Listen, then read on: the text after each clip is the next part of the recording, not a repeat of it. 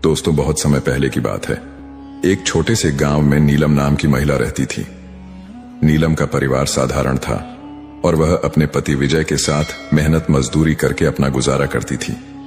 एक दिन की बात है, भरी दोपहर थी और सूरज आग उगल रहा था। नीलम अकेले खेत में काम कर रही थी।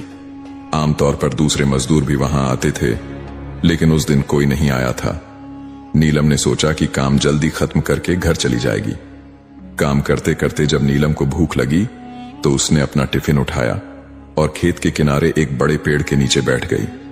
छांव में बैठकर वह दोपहर की रोटी खाने लगी। अभी उसने रोटी तोड़कर मुंह में डाली ही थी कि तभी एक बूढ़े साधु बाबा वहां आ पहुंचे। उनका चेहरा थका हुआ था, कपड़े मैले और हाथ कांप रहे थे। साधु ने धीमी आवाज में कहा, बेटी, मैं 2 दिनों से भूखा हूं। अगर तुम्हारे पास कुछ खाने को हो तो कृपा करके मुझे दे दो। नीलम ने साधु को देखा और उसकी हालत समझ गई, लेकिन अगले ही पल उसके मन में विचार आया, मुझे भी तो भूख लगी है।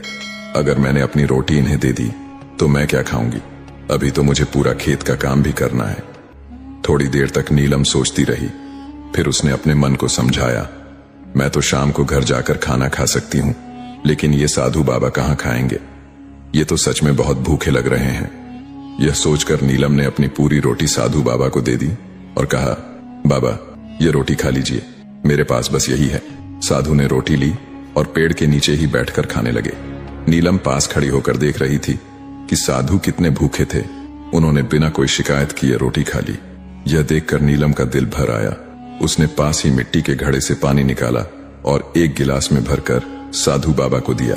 साधु ने पानी पिया और राहत की सांस ली। फिर उन्होंने नीलम को धन्यवाद दिया और कहा, बेटी, तुमने मुझ पर बड़ा उपकार किया। 2 दिनों से भूखा था, यह रोटी और पानी मेरे लिए वरदान बन गए। नीलम ने मुस्कुराते हुए कहा, बाबा, यह मेरा धर्म था। आप 2 दिन से भूखे थे तो आपको खाना देना मेरा कर्तव्य था। साधु ने उसे गौर से देखा और पूछा, बेटी, तुम यहाँ खेत में क्या कर रही हो? नीलम ने जवाब दिया, बाबा, मैं यहाँ मजदूरी करने आई हूँ। आज कोई और मजदूर नहीं आया तो मैं अकेली ही काम करने आई हूँ। मेरे पति किसी और खेत में मजदूरी कर रहे हैं।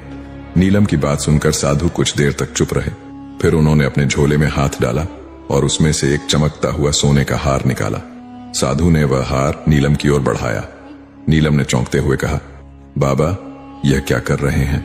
मैं इसे नहीं ले सकती। साधु मुस्कुराए और बोले, बेटी, यह हार चुराया हुआ नहीं है। पिछले हफ्ते मैं एक राजा के महल में गया था। वहां की रानी ने यह हार मुझे भिक्षा में दिया था, लेकिन यह मेरे किसी काम का नहीं है। मैं इसे किसी योग्य व्यक्ति को देना चाहता था।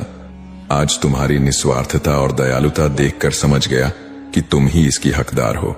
तुमने न सिर्फ अपने धर्म का पालन किया, बल्कि दूसरों के लिए त्याग करना भी सिखाया। यह तुम्हारे अच्छे और सच्चे कर्मों का फल है। इसे रख लो। नीलम की आंखों में आंसू आ गए।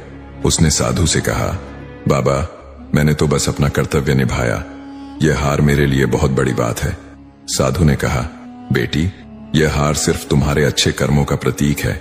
हमेशा याद रखना, कर्म ही धर्म है। जो बिना किसी स्वार्थ के दूसरों की मदद करता है, भगवान उसे कभी खाली हाथ नहीं छोड़ते। इसे अपने पास रखो और इसका सदुपयोग करो। यह कहकर साधु बाबा वहां से चले गए।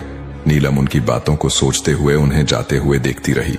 उसकी आंखों से खुशी के आंसू बह रहे थे।